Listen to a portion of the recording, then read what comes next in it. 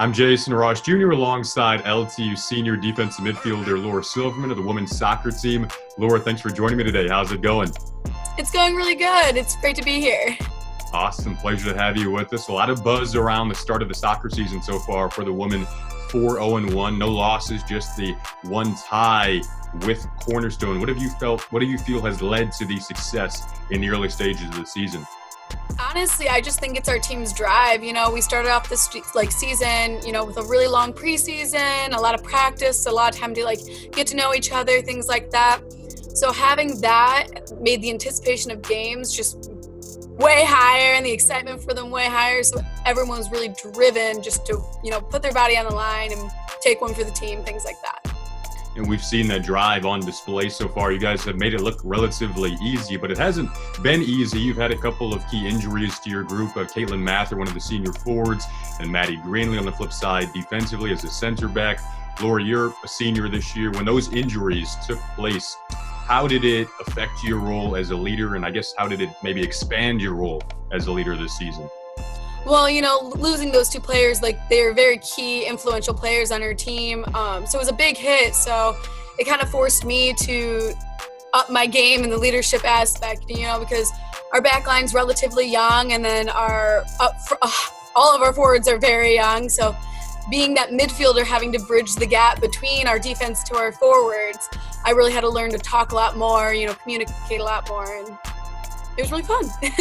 What's been the advice to some of those young players so far this season? I'd say, don't be afraid to try something new. So, the players up top, they don't really know when to shoot, when not to shoot, and they're kind of a little more timid.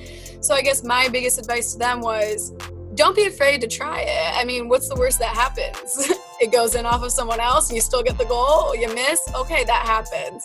And then the advice for the younger girls in the more defensive or midfielder roles was just, don't be afraid to go into tackles hard, because they may be bigger, but I'm 5 foot. It's okay. I still do it. Laura, again, that defensive midfielder role, your head coach, Andy Richards, he's described it to me and said it's not the most glamorous role in the world, but, with your size at 5 foot, it doesn't matter. You still embrace it. Where did that mentality come from to embrace every moment of the game like that? Well, for me, as I've said, and you've said, I'm 5 foot, so I'm not very tall, and so my entire life, people said, oh, she's too short, she's not going to get it. And it kind of rubbed me the wrong way, and it kind of forced me to, learn how to jump higher, go into tackles harder, use every inch of my body, to win the ball, things like that. So honestly, the drive just came from that. I wanted to prove all those people wrong, that size and stuff like that doesn't matter. And Andy also told me entering this season, this is perhaps the fittest you've been during your time at LTU, talking about the drive there. What was the motivation behind fitness in the off season in a year where you couldn't really get with your team to do those workouts? My motivation and drive really just came from within, with the fact that this is my last season potentially, and with everything that's going on, I wanted to end it with a bang, I wanted to kind of leave a legacy type aspect with my name, and I wanted to prove that I could do this. And Laura, kind of backtracking here, when you transferred from Detroit Mercy, what was the initial appeal to Lawrence Tech, and what made it a compelling decision for you to ultimately come here to Lawrence Tech? Well, I'm a dual major with computer and electrical engineering and a business minor, and Lawrence Tech has a fantastic computer engineering program, so that alone kind of drew me in there. But then when it came to soccer, Doug and Andy, they welcomed me with open arms, and same with the girls. It kind of created a whole new family that I didn't really experience or knew that I was going to walk myself into, because being the new girl with a bunch of girls, how are they going to react to me, things like that. And every single player just opened arms, welcoming, and it was awesome. Made me feel at home. You mentioned the word family there and home. I kind of like to examine the interactions with Andy Richards and his players. It really feels like a family atmosphere, and the conversations, they just feel very friendly, and that's the vibe you get with Andy. How would you describe the interactions with your head coach? Oh, Andy's a big teddy bear. So he's got this tough exterior, and he'll be hard on you when you deserve to be hard on.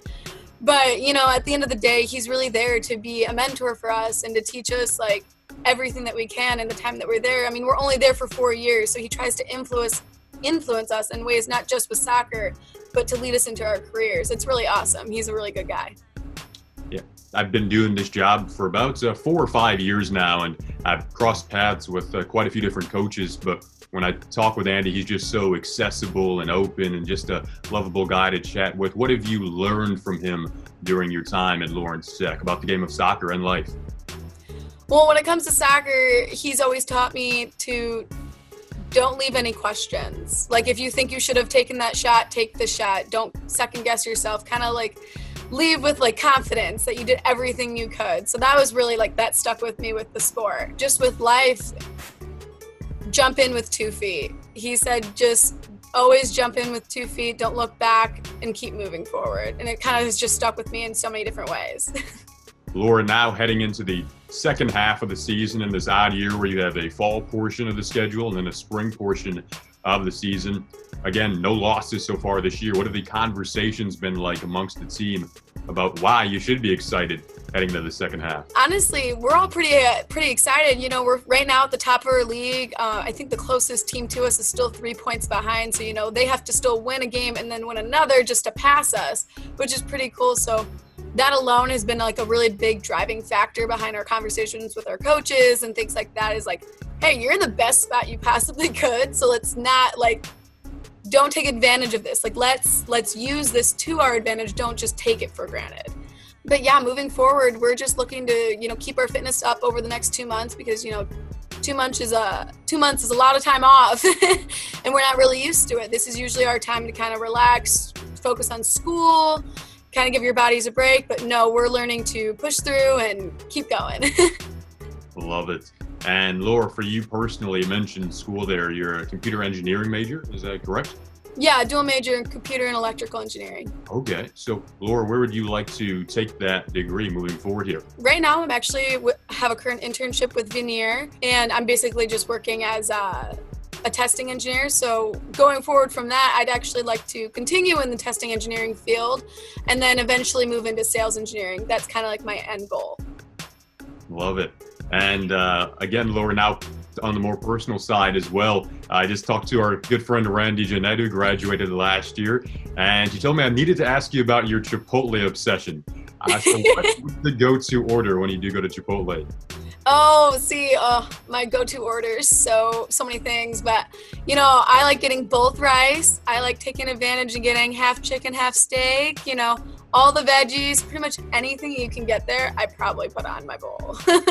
Love it. Any teammate that you can say, let's go to Chipotle, let's do a quick run, and they'll come with you? Oh my gosh, I would definitely say Randy would have been that teammate. So this year I haven't found someone that has the same love as Chipotle as I do, but Randy always went with me. Wonderful. I love that. And then, Laura, just talking with you now, I always enjoy your energy that you bring to life and the field. Where did that energy come from? I really couldn't tell you. My parents always told me that I was always like the one that was like running around, always loud, and they just said I was a spunky kid. I was always a happy kid, and I guess I just took it with me. I like it. That'll bode well in life, in any walk of life. You never know. So, again, thank you for joining me, Lord. I really appreciate it, and good luck to you guys down the road here in the second half of the season. Can't wait to watch you.